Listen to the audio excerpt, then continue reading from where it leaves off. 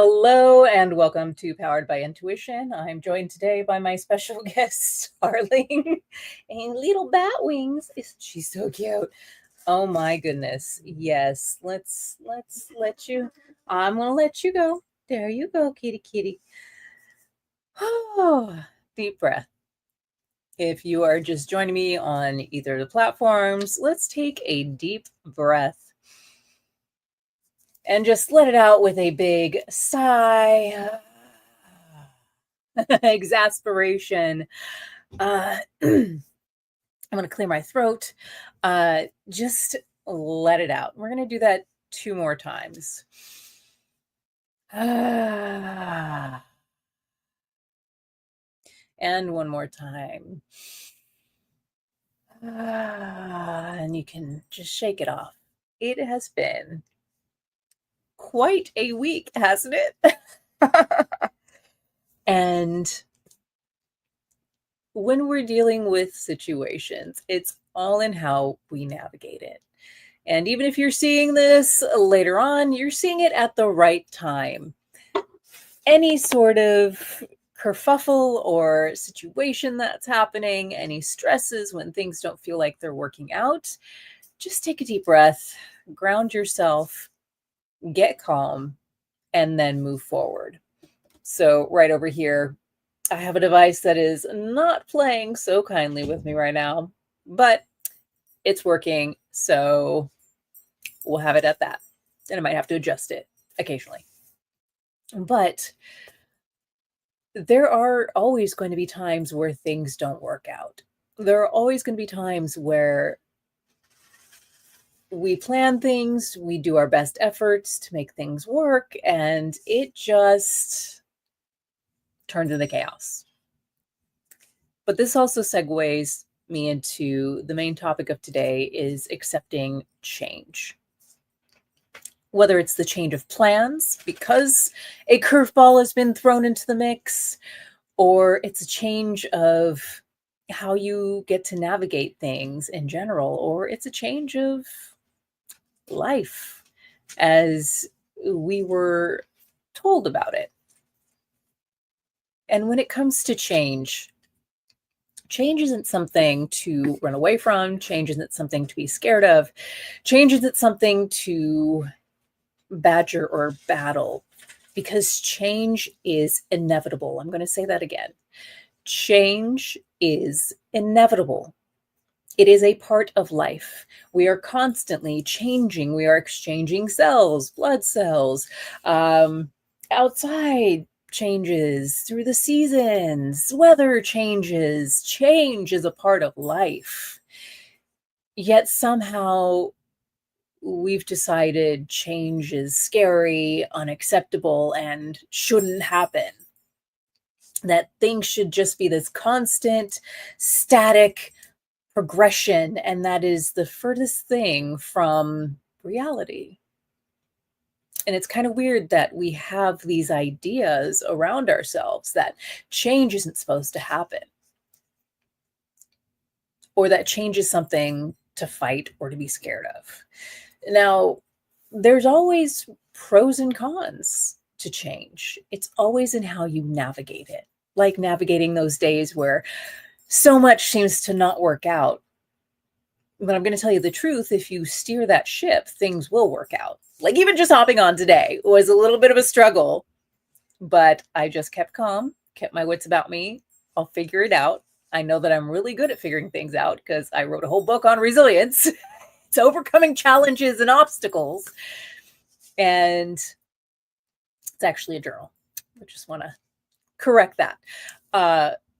But these situations, when we steer or when we navigate our life, when we steer or we navigate the situation and actually work towards handling it, which is rapid acceptance and, okay, this is happening, I'm going to change it. Instead of going, oh my gosh, why is this happening? I can't do anything. And just panic sets in and the emotions take over and you can't do anything because you're stuck in an emotional state that co-opts the rest of your brain's function or the ability to really navigate situations. And that stuckness is the same thing of wanting to create consistency. If you do not change out of that mechanism, you're going to get stuck in it.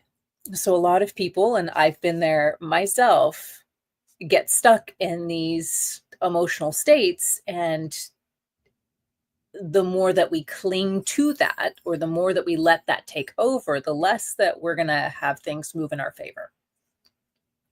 So the example of, that's been happening this week, just now, like right before hopping on, I have a setup over here that is not playing well with me today, but it's working. It's fine. Like, I had to just navigate it. I set that up first because I didn't get things set up over here on this streaming platform because of just how busy things ended up being today, last minute, which isn't a bad thing. Like, I'm blessed and abundant in jobs, in being, called last minute, of people going, hey, I need help. And I'm able to show up and navigate it and work my schedule and make things work out. Right. Those are all changes to my expectations of today. And they're sudden. So I've learned to embrace change, to let it be okay, and to leverage it in a better way. So let's go a little deeper on this.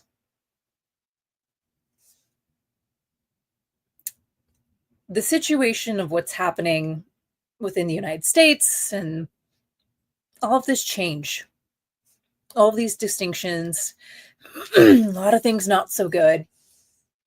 And there are some things that are being hidden, and there are some things where, let's talk about cryptocurrency. We can either see that as good or bad. We can look at the environmental impacts, and we can go, well, this is bad environmentally, but maybe this opens up for more effective ways of creating energy, more effective ways of dealing with, the issues on creating cryptocurrency, which there already are things in play for that. And being mindful of these things will help you navigate the situation because, as I said, change is inevitable. So with change being inevitable, this progression is happening. Yes, it is happening. She just shouted at me, the kitty cat. But we don't have to let it own us. We can own it. So either you figure out a way to do life without dealing with cryptocurrency, because it is creeping into every avenue. I think there's now 4 bills that have been signed in regards to the changes that are happening with cryptocurrency. And then Starling, let me grab this cat real quick. Hold on. You need to leave that alone. Right. Let's get it off. Yeah. All right. There you go. All right, and let me grab my water real quick. I'll be right back. Ta-da! All right, I'm back. Sorry about that. But when it comes to these situations, we have choices in the mix. And our power, our superpower, is in that choice. What are we going to make of it? Are we going to resist change, or are we going to embrace change and move and do something and take action?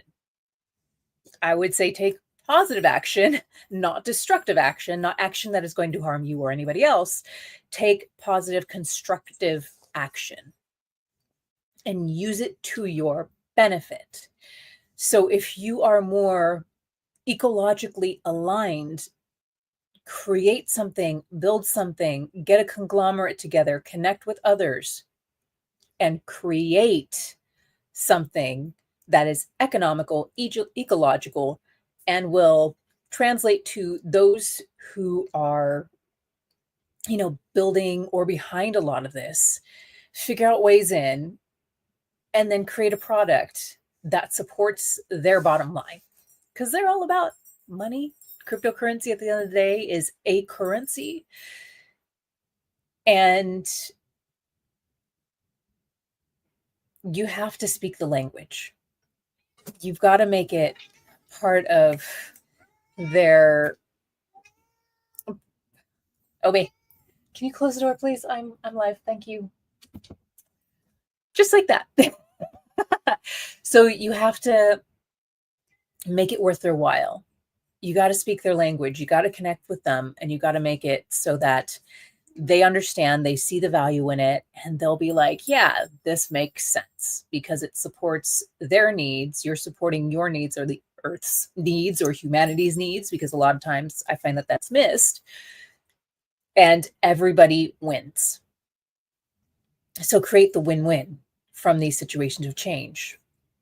I see people battling changes within aging. I see people battling changes within, like so many different things. And once again, I'm going to make this statement. There are some things that are absolutely not okay. Not okay changes, and changes that we should never be okay with. Like imprisoning people for no good reason, just because they're skin color, just because they speak a different language, just because, they were refugees, or they left something horrific and they came over to a different country to try to build a life, and they're decent people and they haven't done anything wrong besides help support and build infrastructure. That is not anything wrong. That has been helpful. That is something that we benefited from. So that is a change that goes against the innate understanding of what our humanity is. And there are things that go against these terms and conditions of humanity that are ubiquitous across different cultures. And these things are like, harming someone without any provocation for no good reason. Stealing, being... I don't have a list in front of me, but there's a lot of them.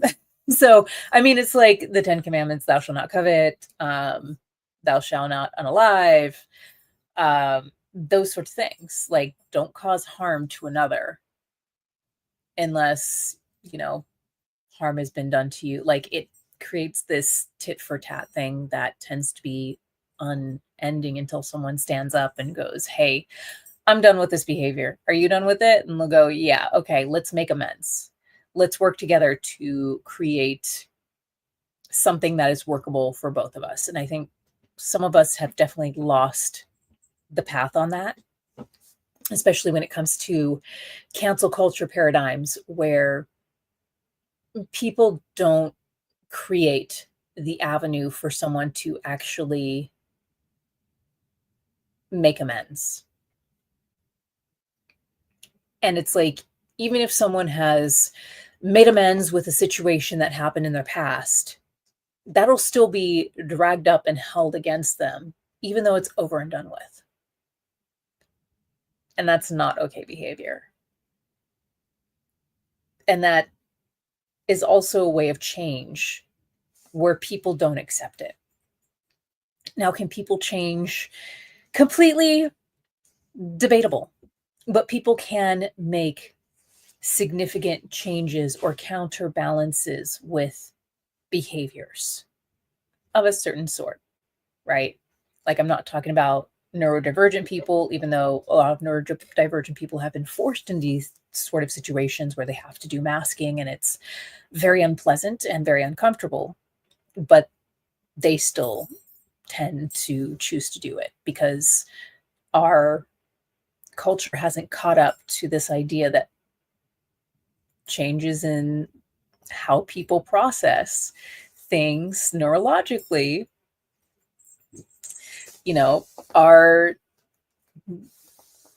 can be challenging for one person and not so challenging for another. And that understanding gets missed because of this idea of normalcy and prioritizing this idea of normalcy, which isn't even a real thing.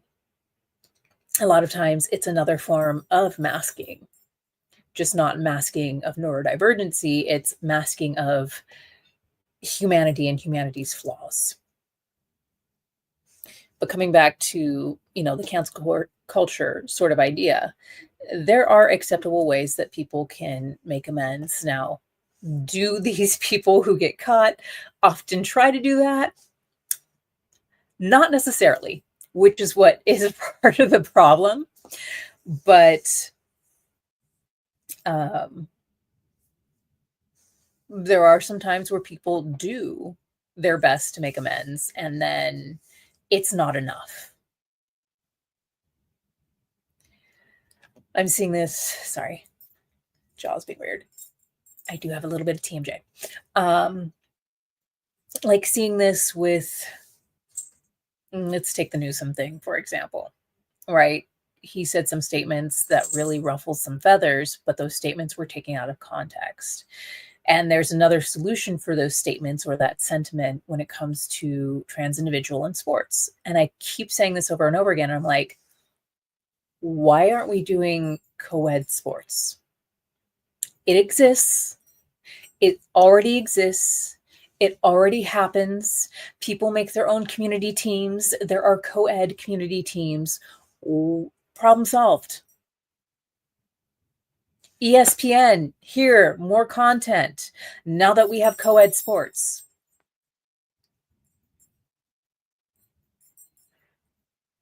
But people are so locked in this idea of like, I can't, they're not going to let this happen. This person's bad. Where are the solutions? Where are the solutions? Why are we not decrying, hey, let's do co-ed sports? The more the merrier.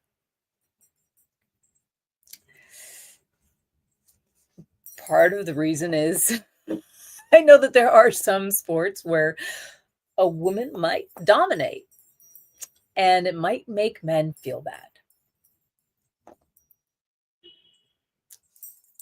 Regardless, co-ed sports. Like, do you want more of a product that people enjoy, or do you want to just sabotage everything because of not feeling enough? There are some changes that we need to take on in life, and those changes are those internal changes of a heart. And, I'm not saying this to ruffle any feathers. I'm saying this so that people can begin to really see themselves in a better way. But a lot of times, a lot of men are like, that woman's masculine. When a woman who is saying she's all woman and a guy is calling her masculine, that makes the guy look feminine, not the woman look anything else. Because I'm defined, and I've defined myself by like, I'm a woman. Yes, my head is shaved, but I got TNA, I got a vajayjay. I own it. I'm going to be a woman. I'm a woman. I'm fine with that. That feels comfortable. That feels normal to me. And it's not going to feel comfortable and normal to everybody. I'm going to say this. Trans women are really gorgeous. And I love I just love it because I'm always surprised. Like when someone, is able to share with me, hey, they're trans. I'm like, no, you're a woman. Like that energy, that literal energy is all woman. And they have been drop dead gorgeous. Granted, some of them are in transition and that's a challenging time for them. And all I can say is a lot of trans people that I've known, you would never know. And that's an okay change for having someone to change their gender. That has nothing to do with you unless you really had some interesting fantasies about them that you probably should not fault them on. And this comes to that internal management, that change. Because if a man, and I'm going to harken back to this, if a man feels a woman is more masculine than him, that means he is not the epitome of masculinity that he wants himself to be. Let me say that again. And hopefully this will come across more clear. If a man sees a woman as masculine, he is not feeling as if he's a man. He's not feeling as the man that he wants to be. And that is a problem. That is not the woman's problem, that she needs to be, subjugated to control and has to be a certain way. No, that is the internal problem, where that internal landscape needs to change. That internal landscape needs an overhaul. That internal landscape is off. So, there's these situations where we point the fingers at everybody else when it's actually us. It's that, once again, cycling back to one of the principles, if this, then that. If you feel like this woman is more masculine than you, but this woman is all woman, considers herself a woman, then the problem is not the woman's problem. It's the guy who is not feeling in his masculinity for whatever reason. Maybe it's low testosterone. There are things that you can do to support yourself as a man. And sometimes that's going to the doctor and self-care. Other times it's just that internal work of becoming the man that you are proud of, that you feel nobody can take your masculinity from you. Because if someone can take your masculinity from you, I have to question, are you really meant to be a man? If a woman can be more manly than you in a culture, it's time to question your masculinity and to really come to terms with a masculinity that is unshakable, whatever that ends up looking like. Maybe you're not meant to be masculine. Maybe there's something being repressed because our culture is very repressive in certain ways. These are all things to look at. These are all changes that we get to make in our lives. And changes aren't always easy. I still struggle with things. I've misgendered people. And that sucks. That has felt really bad. And I'm sorry if I've done that to you. And, it is bad. It's awful. It's embarrassing. But it's also something that I get to navigate. And that's okay. It's okay to navigate these situations. It's okay to feel embarrassed. It's okay to be, in the monotony of things and to forget. But we also get to work through these situations and come to terms and make an amends. We share this earth with so many people. We need to begin to see not only others' humanity, but our humanity. And within that, we got to realize and be in reality that change is inevitable. Change is going to happen. You got to connect with change, acknowledge it, and then move with it.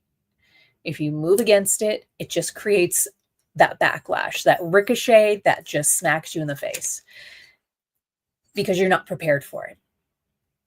And you really have to prepare in this day and age for these changes that are happening, because we are not going back to what things were like pre-COVID.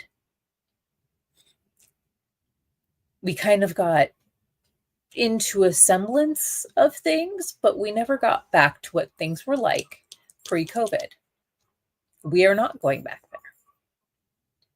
We are in an age and a day and an age of rapid inception and rapid change. This is with AI. This is with cryptocurrency.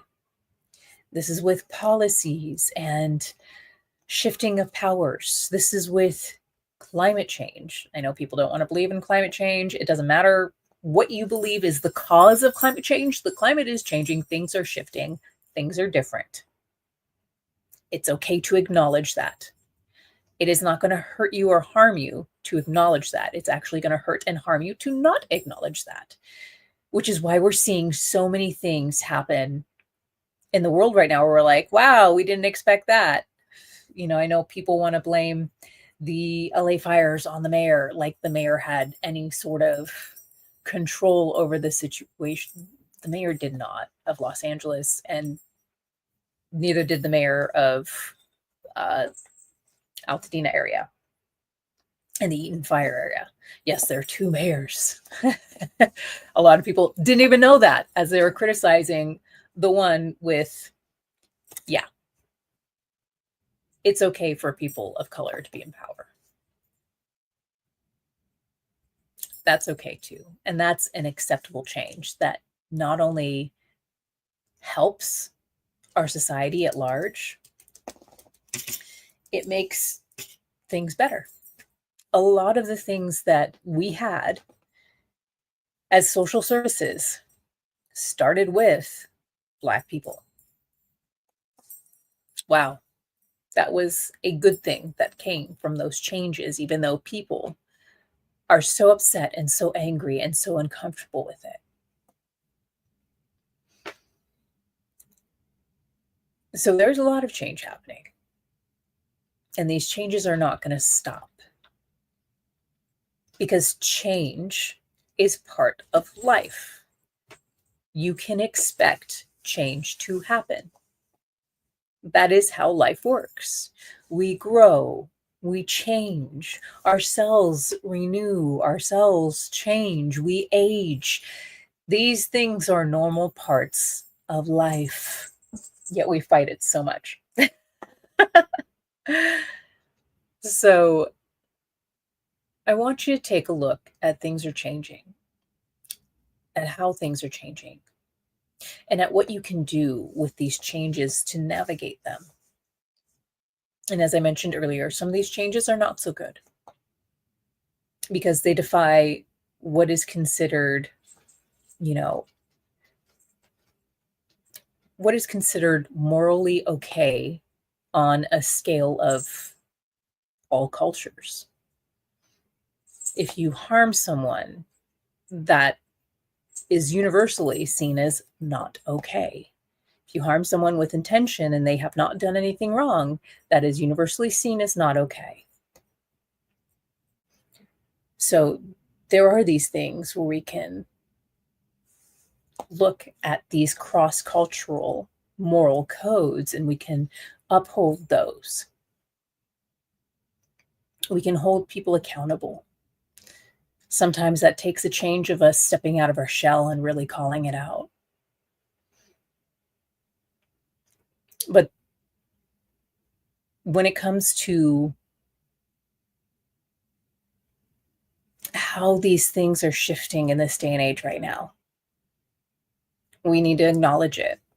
We need to change with it. We need to move with that so that we're not left behind. We're not harmed by, what's happening with climate change. And we can move forward and build a better way of doing things. But we have to be mindful of these changes and we have to really embrace them. We have to see them fully for what they are, not from a lens of hysteria or hyperbole. We need to actually open up to these changes. We need to look at that darkness, no matter how scary it seems. And then move forward in a balanced, in a collected, in a calm way on dealing with things. So let me know in the chat if this has served and supported and helped you. If you have any questions, and the Resilience Journal is out, go to Obscuram, check it out, and I will see you next week.